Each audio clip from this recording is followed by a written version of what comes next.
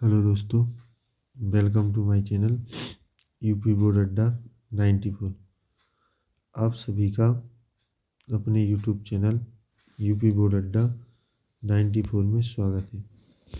आज हम लोग कक्षा 10 की विज्ञान की अध्याय 9 आनुवांशिकता एवं जैव विकास के बारे में चर्चा करेंगे। ठीक है, ये क्लास रिवीजन के तौर पर चलाई जा रही है। कम समय में ज़्यादा पूरे चैप्टर का रिवीजन। चलिए क्लास की शुरुआत करते हैं। तो देखिए, सबसे पहले ये आनुवांशिकता, तो इसका अध्ययन कैसे है, आनुवांशिकी अध्ययन। तो आनुवांशिकता वंशागति यानी विभिन्न लक्षणों का पूर्ण विश्वसनीयता के साथ वंशागत होना, यानी जो वंशागति विभिन्न लक्षणों का पूर्ण विश्वसनीयता के साथ वंशागत होना।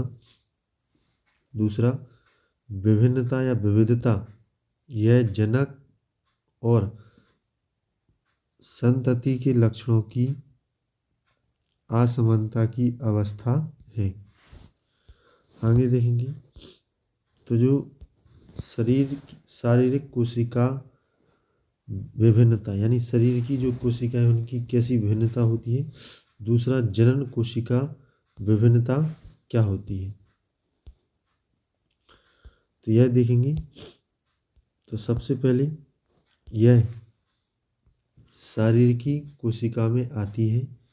दूसरा, जो ये होता है, ये अगली पीढ़ी में स्थानांतरित नहीं होती है। जो शारीरिक कोशिका होती है वो अगली पीढ़ी में स्थानांतरित नहीं होती है, जबकि जो जनन कोशिका होती है वो अगली पीढ़ी में भी स्थानांतरित हो जाती है। इसके बाद जैव विकास में सहायक नहीं होती है। जो शारीरिक कोशिका होती है वो जैव विकास में सहायक नहीं होती है, जबकि जनन कोशिका जैव विकास में भी सहायक होती है। इसके बाद इन्हें उपार्जित लक्षण भी कहा जाता है। मतलब जो शारीरिक कोशिकाएं होती हैं उन्हें उपार्जित लक्षण भी कहा जाता है, और इसमें जनन कोशिका में इन्हें आनुवांशिक लक्षण भी कहा जाता है।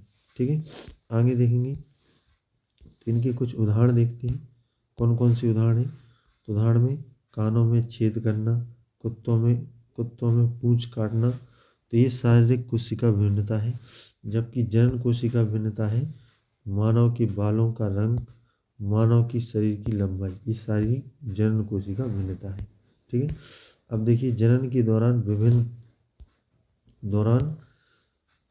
विभिन्नताओं का संचयन, यानी जो जनन होता है उसके दौरान विभिन्नताओं का संचयन कैसे होता है। तो कौन कौन सी विभिन्नताएं जनन द्वारा परिलक्षित होती हैं, चाहे जंतु हो या जीव जंतु कोई भी हो। तो पहला होता है अलैंगिक जनन, और दूसरा होता है लैंगिक जनन। हमने इसको पिछले चैप्टर में भी थोड़ा पढ़ा था। देखिए क्या होता है लैंगिक जनन और अलैंगिक जनन। तो इसमें अलैंगिक जनन में विभिन्नताएं कम होंगी, मतलब जो विभिन्नताएं बदलाव होंगे वो कम होंगी, जबकि लैंगिक जनन में विविधता अपेक्षाकृत अधिक होती है। मतलब जो लैंगिक जनन होता है उसमें विविधता अधिक होती है। इसके बाद हम देखेंगे तो डीएनए प्रतिकृति के समय न्यून त्रुटियों के कारण उत्पन्न होती है। यानी हमने देखा था डीएनए जो प्रतिकृति मतलब फोटोकॉपी के समय न्यून मतलब कम त्रुटियों के कारण उत्पन्न होता है। आप लोगों को हमने डीएनए का फुल फॉर्म बताया था, डी राइबो न्यूक्लिक एसिड। ठीक है, अब देखिए लैंगिक जनन में तो विविधता अपेक्षाकृत अधिक होती है। जो लैंगिक जनन होता है उसमें विविधता अधिक देखने के लिए मिलती है। इसमें क्रॉस संस्करण के द्वारा गुणसूत्र क्रोमोसोम के विसंयोजन द्वारा म्यूटेशन यानी उत्परिवर्तन के द्वारा होता है। ठीक है, आगे हम देखते हैं तो विभिन्नताओं के लाभ क्या हैं। लाभ क्या होते हैं विभिन्नताओं के, तो देखेंगे तो विभिन्नताओं के लाभ होते हैं कि प्रकृति की विविधता के आधार पर भिन्नता जीवों के विभिन्न प्रकार के लाभ हो सकते हैं। यानी प्रकृति की विविधता के आधार पर विभिन्नता जीवों के विभिन्न प्रकार के लाभ हो सकते हैं। उदाहरण जैसे उष्णता को सहन करने की क्षमता वाले जीवाणुओं को अधिक गर्मी से बचने की संभावना अधिक होती है। मतलब उष्णता, जो ज़्यादा उष्णता में नहीं रह सकते, उनको अधिक गर्मी से बचने की संभावना अधिक होती है। दूसरा, पर्यावरण कारकों द्वारा उत्तम परिवर्त का चयन जैव विकास प्रक्रम का आधार बनाता है। ठीक है। स्वतंत्र और एवं जुड़े कर्णपाली मानव समष्टि में पाए जाने वाले दो परिवर्तन हैं। ठीक है। इसके बाद आगे मेंडल का योगदान। तो मेंडल ने वंशागति के कुछ मुख्य नियम प्रस्तुत किए हैं। मेंडल है, उसने वंशागति के कुछ मुख्य नियम प्रस्तुत किए हैं। इसके बाद मेंडल को आनुवांशिकी के जनक के नाम से जाना जाता है। यानी जो मेंडल है उसे आनुवांशिकी का जनक कहा जाता है। मेंडल ने मटर के पौधे के विपर्यासी 7 विकल्पी लक्षणों का अध्ययन किया है जो स्थूल रूप से दिखाई देते हैं। तो देखिए कैसे इन्होंने मेंडल ने 7 विकल्पी। ठीक है। सबसे पहले उसने जो अध्ययन किया है वो इसमें देखो, इस एक में लक्षण यानी बीज का आकार कैसा होगा, यानी प्रभावी विशेष और अप्रभावी विशेष। ठीक है। तो अगर बीज का आकार गोल होगा, अगर प्रभावी विशेषक है, और अगर अप्रभावी विशेषक है तो झुर्रीदार होगा। रंग के आधार पर अगर बीज का रंग पीला है, पीला होगा तो प्रभावी विशेषक, और आप हरा होगा तो अप्रभावी विशेषक। ठीक है। देखते हैं कि लास्ट टाइम में पीला सा पड़ जाता है वो, तो प्रभावी विशेषक हो जाता है। इसके बाद बैगनी, फूल का रंग बैगनी है तो प्रभावी विशेषक, सफ़ेद है तो अप्रभावी विशेषक। अगर फली का आकार फूली हुई है, मतलब जिसमें आप देखते हैं ज़्यादा दाने फूली हुई है, तो फूली हुई में प्रभावी विशेषक है, और सिकुड़ी हुई है तो अप्रभावी विशेषक है। ठीक है। इस तरीके की बात, फली का रंग अगर हरा है तो प्रभावी विशेषक, पीला है तो अप्रभावी विशेषक। अगर ये पुष्प की स्थिति अक्षयी है मतलब एक अकेला, अक्षयी मतलब अकेला है, और अत्य मतलब बहुत सारे हैं तो वो अप्रभावी है। ठीक है। इसी तरीके से पुष्प की स्थिति अगर लंबा है तो प्रभावी विशेषक, और बौना है तो अप्रभावी विशेषक है। तो मेंडल द्वारा अध्ययन किए गए मटर के पौधे की विपर्यास विशेषकों के साथ जुड़ी, मतलब 7 चीज़ें ये मेंडल के द्वारा बताई गई हैं। ठीक है। आगे बढ़ते हैं। मेंडल द्वारा मटर के पौधे का चयन। तो किस तरीके से मेंडल ने मटर के पौधे का चयन किया है। तो मैंने मटर के पौधे का चयन निम्नलिखित गुणों के कारण किया है। मटर के पौधों में विपर्यासी विकल्पी लक्षण स्थूल रूप से दिखाई देते हैं, मतलब इनमें अलग अलग लक्षण अलग दिखाई दे जाते हैं। इनका जीवन काल छोटा होता है, यानी मटर के पौधे का जीवन काल कैसा होता है, छोटा होता है। सामान्यतः स्वपरागकण होता है, परंतु कृत्रिम तरीके से भी पर परागकण भी कराया जाता है। एक ही पीढ़ी में अनेक बीज बनाता है। जो मटर होता है एक ही पीढ़ी में अनेक बीज बनाता है। मेंडल द्वारा अध्ययन किए गए मटर के पौधे के 7 विपर्यास विशेषक। ठीक है। नंबर 1, तने की ऊंचाई। तो अगर लंबा हो सकता है, बौना हो सकता है। फूल का रंग हमने देखा भी बैगनी और सफ़ेद हो सकता है। फूल की स्थिति अक्षयी और सत्य हो सकती है। इसके बाद फली का आकार फूला और सिकुड़ा हो सकता है। फली का रंग हरा या पीला हो सकता है। बीज का आकार गोल हो सकता है या मुरझाया हो सकता है। बीज का रंग पीला और हरा हो सकता है। ठीक है।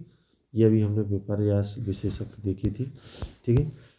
अब इसके बाद हम देखते हैं एकल संकरण, यानी जैसे हम कहते हैं मोनोहाइब्रिड। ठीक है। तो मटर के 2 पौधों की एक जोड़ी विकल्पीय लक्षण के मध्य क्रॉस संस्करण को एकल संकर क्रॉस कहा जाता है, यह संस्करण कहा जाता है। इसमें लंबे पौधे तथा बौने पौधे के मध्य संकरण होता है। अब देखिए एकल संकरण कैसे होता है। तो देखिए एकल संकरण में एक अगर हमने लंबा पौधा लिया, एक बौना पौधा लिया, ठीक है, तो इसका लंबे पौधे का युग्मक, इसके दो युग्मक हैं, साथ ही साथ इसमें भी दो युग्मक, और यहाँ पर ये पुरुष ये फीमेल है। जैसे ही इसका पुरुष, ठीक है, मिल गया और इन दोनों का एक एक इधर मिला, इस तरीके से इनका इधर मिल गया और इनका भी इधर मिल गया, तो क्या होगा, किस तरीके से बनेगा।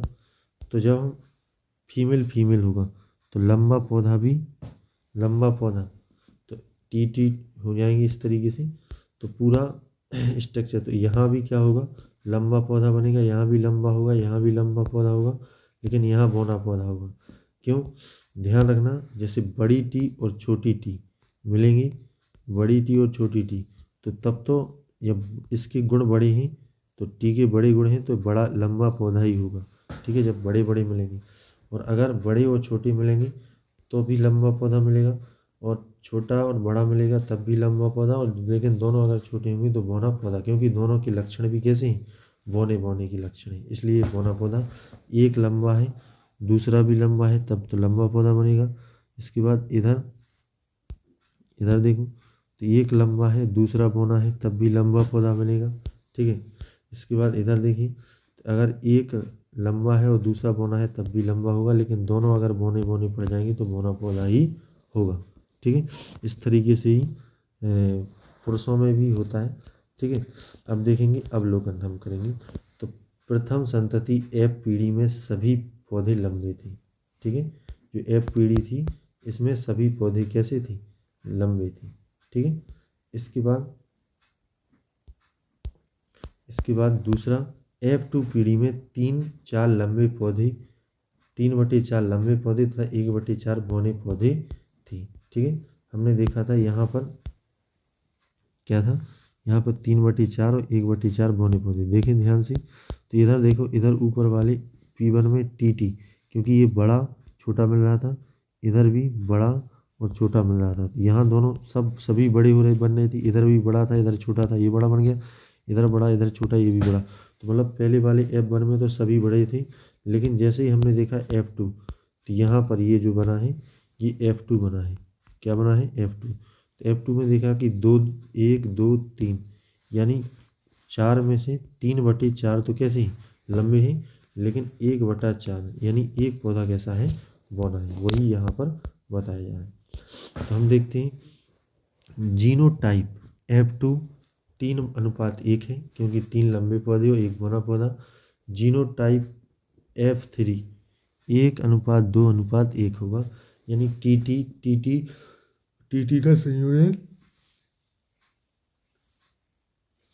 1:2:1 अनुपात में प्राप्त होता है, ठीक है।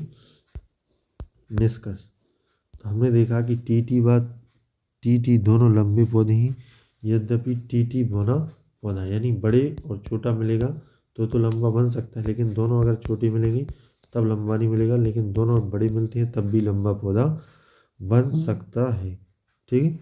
इसके बाद हमने देखा कि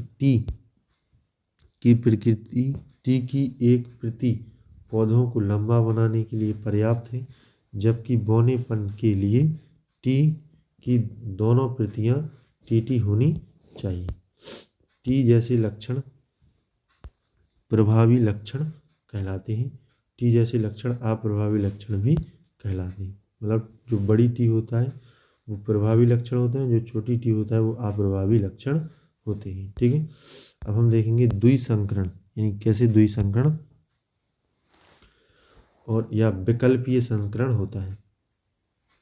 तो इसमें जनक पीढ़ी, तो दो तो आर और वाई वाई, गोल पीला है, झुर्रीदार हरा में छोटे छोटे आर वाई है। तो इस तरीके से, जिस तरीके से हमने उसमें देखा था उसी तरीके से इसमें भी पूरी संरचना बनाई गई है। F1 पीढ़ी है तो इस तरीके से इनको मिलाया गया, R1 R2 इसमें 4 होंगे, तो इस तरफ भी युग्मक 4 है, इस तरफ भी युग्मक 4 है। तो फिर इनका जिस तरीके से R1 का इससे इसके साथ तो इस तरीके से पूरी स्ट्रक्चर बना गया है F2 में। तो इसमें हमने देखा कि 9 गोल गोल पीले 9 हैं, नीले हरे कितने हैं, गोल हरे 3 हैं, झुर्रीदार पीले 3 हैं और झुर्रीदार हरा एक ही बना है। ठीक है, इसके बाद तो हमने ये देख लिया गोल बीज वाला। ठीक है, अब आगे बढ़ते हैं हम लोग।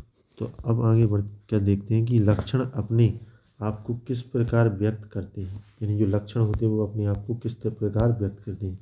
तो कोशिका के डीएनए होते हैं। अब डीएनए क्या होते हैं, डीएनए से बनता है जीन। तो डीएनए की एक रचनात्मक एवं क्रियात्मक इकाई होती है जीन। जीन के बाद फिर बनता है सूचना स्रोत। सूचना स्रोत में क्या होता है, फिर ये बनता है प्रोटीन संश्लेषण। क्या बनता है, प्रोटीन संश्लेषण। ठीक है, अब आगे हम देखेंगे तो प्रोटीन विभिन्न लक्षणों की अभिव्यक्ति को नियंत्रित करती है, जैसे एंजाइम व हार्मोन। तो जीन टी प्रभावी लक्षण है, इसलिए एंजाइम की दक्षता से कार्य करना। इसके बाद इसमें पर्याप्त मात्रा में हार्मोन बनाना, इसलिए ये लंबे पौधे बनाता है। जबकि जीन टी अप्रभावी लक्षण है, तो एंजाइम का कम दक्षता से कार्य करना, अपर्याप्त मात्रा में हार्मोन बनाना, और ये बौने पौधे भी बनाता है। इसी से बौने पौधे उत्पन्न होते हैं। अब देखिए लिंग का निर्धारण कैसे, लिंग का निर्धारण होता है कि पुरुष है कि महिला, कैसे क्या होगा। तो लिंग निर्धारण के लिए उत्तरदायी कारण है कि कुछ प्राणियों में लिंग निर्धारण अंडे के ऊष्मायन ताप पर निर्भर करता है, जैसे घोंघा। जबकि कुछ प्राणियों जैसे मानव में लिंग निर्धारण लिंग सूत्र पर निर्भर करता है, जैसे XX तथा XY।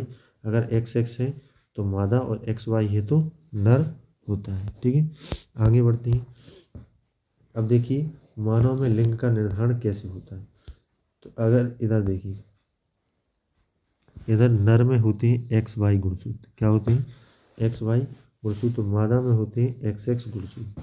ठीक है, तो युग्मक कैसे बनता है, अगर पुरुष का X गुणसूत्र और महिला का भी X गुणसूत्र अगर मिलता है, या महिला का भी X गुणसूत्र मिलता है, तो इसमें मादा बनती है। यहाँ भी अगर एक पुरुष का X गुणसूत्र और महिला का भी X गुणसूत्र मिलता है, तो भी यहाँ क्या मादा, मतलब महिला लड़की पैदा होगी। अगर पुरुष का Y गुणसूत्र, ध्यान से देखना, यदि पुरुष का Y गुणसूत्र और महिला का X गुणसूत्र अगर मिल जाएगा तो नर उत्पन्न होगा। अगर इधर भी फिर से भी अगर पुरुष का Y गुणसूत्र और महिला का X गुणसूत्र, तब भी क्या होगा, नर पैदा होगा। तो हमने यहाँ देखा है कि अगर XX गुणसूत्र मिलते हैं, XX, तो महिला मादा, और यदि XY मिलती हैं तो पुरुष का जन्म होता है। इसके बाद आगे देखेंगे, आधे बच्चे लड़के एवं आधे लड़की हो सकते हैं। सभी बच्चे, चाहे वह लड़का हो अथवा लड़की, अपनी माता से X गुणसूत्र प्राप्त करते हैं। चाहे वो लड़का हो चाहे लड़की हो, वो अपनी माता से X गुणसूत्र प्राप्त करते हैं। अतः बच्चों का लिंग निर्धारण इस बात पर निर्भर करता है कि उन्हें अपने पिता से किस प्रकार का गुणसूत्र प्राप्त हुआ है। जिसे बच्चे को अपने पिता से X गुणसूत्र वंशानुगत होता है, वह लड़की एवं जिसे पिता से Y गुणसूत्र होता है वो वंशागत होता है, और वह लड़का होता है। मतलब Y गुणसूत्र जिसे होगा वो वंशागत होगा, और X गुणसूत्र भी वंशानुगत होता है, वह लड़की के लिए होता है, और लड़के के लिए Y गुणसूत्र होता है पिता का। लेकिन महिला के लिए महिला X गुणसूत्र दोनों के लिए जो माता होता है उसका X गुणसूत्र ही होता है। अब हम देखेंगे जैव विकास। तो विकास क्या है, वह निरंतर धीमी गति से होने वाले प्रक्रम जो हजारों करोड़ों वर्ष पूर्व जीवों में शुरू हुआ था, जिसे नई स्पीशीज का उद्भव हुआ। ठीक है, तो लाल स्थिति में लाल भ्रंगों का समूह। इसके बाद तो जनन के द्वारा रंग में परिवर्तन। जनन के द्वारा कैसे रंग में परिवर्तन होता है, तो सभी भ्रंग लाल, अगर केवल एक हरा, जैसे कौओं द्वारा लाल भ्रंग का लक्षण, तो कौवा में द्वारा लाल भ्रंग का लक्षण होता है, जबकि एक भ्रंग हरा जनन में, जबकि संतप्ति हरा, यानी हरे भ्रंगों का झाड़ियों से मेल कौओं द्वारा भक्षण में कमी। ठीक है, ऐसे ही भृंगों की संख्या में कमी होती है और यहाँ हरे भृंगों की संख्या में क्या हो जाती है, बढ़ोतरी हो जाती है। अब देखिए निष्कर्ष क्या निकला है कि हरे भृंगों को प्राकृतिक चयन का फायदा हुआ क्योंकि वे हरी झाड़ियों में दृश्य नहीं थे। यह प्राकृतिक चयन कौओं द्वारा किया गया। प्राकृतिक चयन भृंग समष्टि में अनुकूल दर्शा रहा है, जिससे समष्टि पर्यावरण में और अच्छी तरह से रह रहे हैं। अब हम देखते हैं लाल भृंगों का समूह जनन द्वारा रंग में परिवर्तन। तो सभी भृंग लाल हैं, केवल एक नीला होता है। तो लाल भृंगों की संख्या में बढ़ोतरी होती है। अगर एक नीला भृंग है तो नीले भृंगों की संख्या में बढ़ोतरी होगी। जैसे कौवे लाल तथा नीले भृंगों को पहचान कर खा जाते हैं, तो भृंगों की संख्या में कमी आती है। लाल भृंग नीले से अधिक होता है।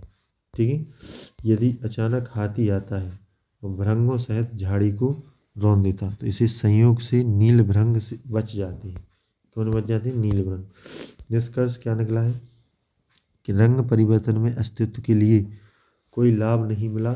यह संयोग ही था कि दुर्घटना के कारण एक रंग की भृंग समष्टि बच गई, जिससे समष्टि का स्वरूप बदल गया। अतः छोटी समष्टि में दुर्घटना किसी जीन की आवृत्ति को प्रभावित कर सकती है, जबकि उनका उत्तरजीविता हेतु कोई लाभ ना हो। ठीक है, आगे देखेंगे स्थिति थर्ड। तो लाल भृंगों का समूह। तो भृंगों के आवास झाड़ियाँ यानी पादप रोग लग जाता है। भृंगों के औसत भार में अल्प पोषित की वजह से कमी है। इसके बाद भृंगों की संख्या में निरंतर गिरावट है। पौधों का रोग समाप्त हो जाता है। भृंगों की संख्या तथा भार में वृद्धि होती है। इसके बाद निष्कर्ष क्या निकला, तो भृंगों की जनसंख्या में कोई आनुवंशिक परिवर्तन नहीं आता। जनसंख्या में कुछ समय के लिए पर्यावरण के कारण आता है। ठीक है, इसके बाद औपपार्जिक एवं आनुवंशिक लक्षण। तो औपवार्षिक लक्षण क्या होते हैं, आनुवंशिक लक्षण क्या होती हैं, ध्यान से हम देखेंगे। तो ये लक्षण जीवों के द्वारा अपने जीवन में प्राप्त किए जाते हैं, जबकि ये लक्षण जीवों को वंशानुगत अपने माता पिता से प्राप्त होते हैं। ये जनन कोशिकाओं के डीएनए में कोई अंतर नहीं लाते व अगली पीढ़ी को वंशानुगत स्थानांतरित नहीं होते हैं, जबकि इसमें ये जनन कोशिकाओं में घटित होते हैं तथा अगली पीढ़ी में भी स्थानांतरित होते हैं। ये जैव विकास में सहायक नहीं होते हैं, जबकि ये जैव विकास में सहायक होते हैं। ठीक है, अब देखिए इसमें क्या होता है उदाहरण में। इसे अल्प पोषित भृंग के धार में कमी है, जबकि इसमें मानव के आँख व बालों के रंग में कमी होती है। ठीक है, अब हम देखते हैं जाति उद्भव किस प्रकार होता है। तो जाति का उद्भव किस प्रकार होता है, तो जीन प्रवाह के द्वारा उन दो समष्टियों के बीच होता है जो पूरी तरह से अलग नहीं हो पाती, किंतु आंशिक रूप से अलग अलग हैं। ठीक है, इसके बाद उप समष्टि। तो इसमें x स्थानीय होता है और x2 अप्रवासी होते हैं, यानी जीन प्रवाह। तो स्थानीय समष्टि में विभिन्नता होती है। अब देखेंगे आनुवंशिक विचलन।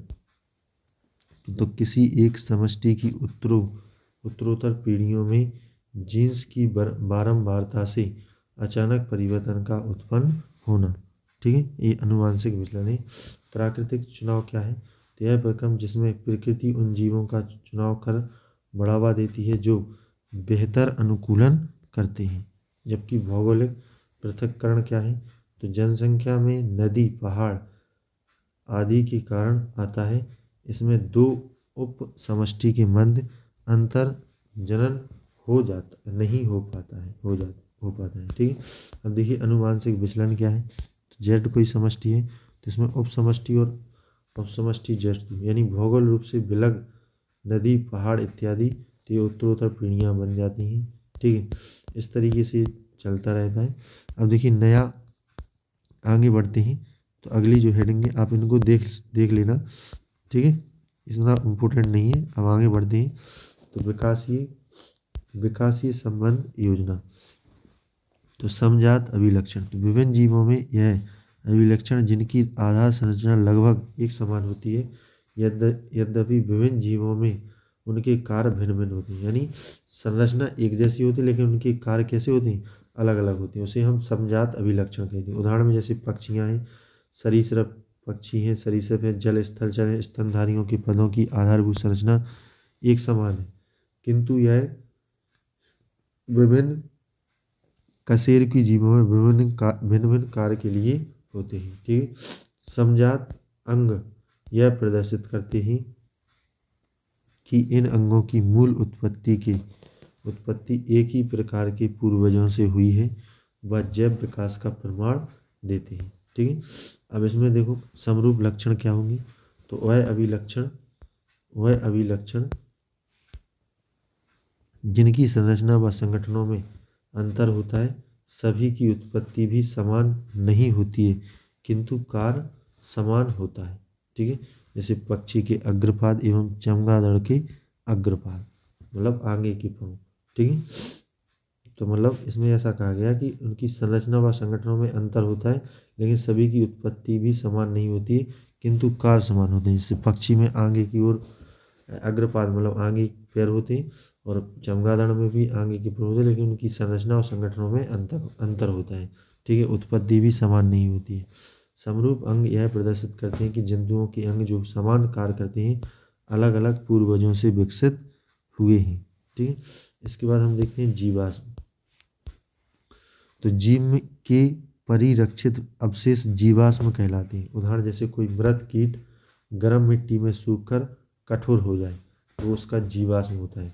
जैसे आमोनाइट, तो जीवाश्म होता है जो आकशेरुकी होता है। ट्राइलोबाइट, ये जीवाश्म भी आकशेरुकी होता है। नाइटिया, ये जीवाश्म मछली का होता है। राजोसोरस, ये जीवाश्म डायनासोर का कपाल होता है, ठीक है। जीवाश्म कितने पुराने हैं, ठीक है। तो खुदाई करने पर पृथ्वी की सतह के निकट वाले जीवाश्म गहरे स्तर पर पाए गए जीवाश्मों की अपेक्षा अधिक नए होते हैं। मतलब खुदाई करने पर पृथ्वी की सतह मतलब ऊपर वाले जीवाश्म गहरे स्तर पर मतलब नीचे पाए जाने जीवाश्मों की अपेक्षा अधिक नए होते हैं। फॉसिल डेटिंग, जिसमें जीवाश्म पाए जाने वाले किसी एक तत्व के विभिन्न समस्थानों का अनुपात के आधार पर जीवाश्म का समय निर्धारण किया जाता है, उसे फॉसिल डेटिंग कहते हैं, ठीक है। विकास एवं वर्गीकरण, विकास एवं वर्गीकरण दोनों आपस में जुड़े हैं। जीवों का वर्गीकरण उनके विकास के संबंधों का प्रतिबिंब है। प्रतिबिंब मतलब उल्टा है। दो स्पीशीज के मध्य जितने अधिक अभिलक्षण समान होंगे, उनका संबंध भी उतना ही निकट होगा। जितनी अधिक समानताएं उनमें होंगी, उनका उद्भव भी निकट अतीत में समान पूर्वजों से होगा, ठीक है। जीवों के मध्य समानताएं हमें उन जीवों को एक समूह में रखने और उनके अध्ययन का अवसर प्रदान करती हैं, ठीक है। अब देखिए विकास के चरण। तो विकास के क्या चरण हैं, तो विकास क्रमिक रूप से अनेक पीढ़ियों में हुआ है। इसकी योग्यता के लाभ क्या हैं, तो आँख का विकास, जटिल अंगों का विकास डीएनए में मात्र एक परिवर्तन द्वारा संभव नहीं होता है, ये क्रमिक रूप से अनेक पीढ़ियों में होता है। जैसे प्लेनेरिया में अति सरल आँख होती है, जबकि कीटों में जटिल आँख होती है, मानव में द्विनेत्रीय आँख होती है, ठीक है। इसके आगे हम देखते हैं गुणता के लाभ। तो पंखों का विकास, तो पंख ठंडे मौसम में ऊष्मा रोधन के लिए विकसित हुए थे, कालांतर में उड़ने के लिए भी उपयोगी हो गई। ऊष्मा मतलब जैसे ठंडों में जो कोहरा वगैरह जो बर्फ जो धुंध वगैरह गिरती उसको बचाने के लिए की गई थी, लेकिन इसको उड़ने में भी, जैसे डायनासोर के पंख थे, पर डायनासोर उड़ने में समर्थ नहीं थे। पक्षियों ने परों को उड़ने के लिए अपनाया है। मतलब कई जीव ऐसे होते थे जिनके पास पंख होते थे लेकिन वो उड़ नहीं पाते थे। आगे देखेंगे कृत्रिम चयन। क्या कैसे कृत्रिम चयन है? तो बहुत अधिक विभिन्नता, भिन्न दिखने वाली संरचना एक समान परिकल्प में विकसित हो सकती है। 2000 पूर्व मनुष्य जंगली गोभी को एक खाद्य के रूप में उगाता था तथा उसके चयन द्वारा इससे विभिन्न सब्जियां विकसित है कि इसे कृत्रिम चयन कहते हैं। जैसे जंगली गोभी था तो इसमें गांठ गोभी बना, केली भी बनाई, मतलब फूले हुए पत्ते से, ठीक है। इसके बाद इसने ब्रोकोली, फूल गोभी और गोभी बनाया, केवल पत्तियां चौड़ी होती थी, ठीक है इसकी। अब देखो कैसे, तो इसमें पुष्पों की वृद्धि रोकना, मतलब फूलों की वृद्धि रुक गई थी। इसमें बद्ध पुष्प हो गया, इसमें पत्तियों के बीच की दूरी कम हुई, ठीक है। तो जंगली गोभी का विकास इस तरीके से हुआ है। अब हम देखते हैं आणविक जाति वृत्त। तो यह इस विचार पर निर्भर करता है कि जनन के दौरान डीएनए में होने वाले परिवर्तन का विकास आधारभूत घटना है। दूसरा, दूरस्थ संबंधी जीवों के डीएनए में विभिन्नताएं अधिक संख्या में संचित होंगी, ठीक है। हम देखते हैं मानव विकास। तो मानव विकास के अध्ययन के मुख्य साधन क्या क्या है? तो पहला है उत्खनन, दूसरा समय निर्धारण, तीसरा डीएनए अनुक्रम निर्धारण, अगला है जीवाश्म ईंधन, ठीक है। हम आगे देखते हैं। तो मानव प्राचीनतम सदस्य अफ्रीका मूल में खोजा गया था। तो सबसे पहले मनुष्य कहाँ? अफ्रीका। तो इसमें इसे फिलीपींसी, फिर इंडोनेशिया के द्वीप में, फिर पश्चिमी एशिया में, फिर मध्य एशिया में, फिर ऑस्ट्रेलिया। तो विभिन्न समूह में कभी आगे व कभी पीछे गई। समूह कई बार परस्पर विलग हो गई, कभी अलग होकर विभिन्न दिशाओं में आगे बढ़ी, कुछ वापस आकर परस्पर मिल गई, ठीक है। अब देखिए अनुवांशिकी परिभाषाएं क्या कहें। तो सबसे पहले हम जीन। तो जीन क्या होता है? तो मेंडल को जीन को कारक अथवा फैक्टर कहा। जीन अनुवांशिकता की इकाई होती है, यानी जो जीन होता है वो अनुवांशिकता की इकाई होती है। अगला युग्म या इसी को विकल्पी या अलील कहते हैं। तो विकल्पी, अब विपरीत लक्षणों के संकेतक जोड़े को युग्म, विकल्पी या अलील कहा जाता है। ये एक ही जीन के थोड़ा सा भिन्न रूप होते हैं, एक ही जीन के थोड़ा भिन्न रूप होते हैं। अगला है विषम युग्मजी, यानी जिसे हम बोलते हैं हेटेरोजाइगस। तो वे जीव जिनमें विपरीत विशेषज्ञों को अलील होते हैं, जैसे जो टी और टी मतलब छोटा बड़ा होता है, उसे हम विषम युग्मजी कहते हैं। समयुग्मजी जिसे होमोजाइगस कहते हैं, वे जिनमें समान विशेषकों के अलील होते हैं, जैसे बड़ा बड़ा टी, छोटा छोटा टी, मतलब एक जैसे होते हैं। इसके बाद प्रभाविता क्या होती है? तो प्रभाविता जो होती है वो होती है जीन को F1 पीढ़ी में प्रकट होती है, उसे डोमिनेंस भी कहती है। अप्रभावी इसे रिसीसिव कहती हैं, जीन जो प्रभावी जीन के समक्ष प्रकट नहीं होता है, ठीक है। इसके बाद हम देखते हैं जीनी प्ररूप, जिसे जीनोटाइप कहते हैं। जीव का जीन वे आधार पर प्रारूप है, जैसे बड़ा बड़ा टी है। दृश्य प्रारूप क्या होता है? जीव का बाहरी दृश्य के आधार पर प्रारूप, यानी लंबे पौधे, बौने पौधे, ये दिखने वाले, ठीक है, उसे दृश्य प्रारूप कहते हैं।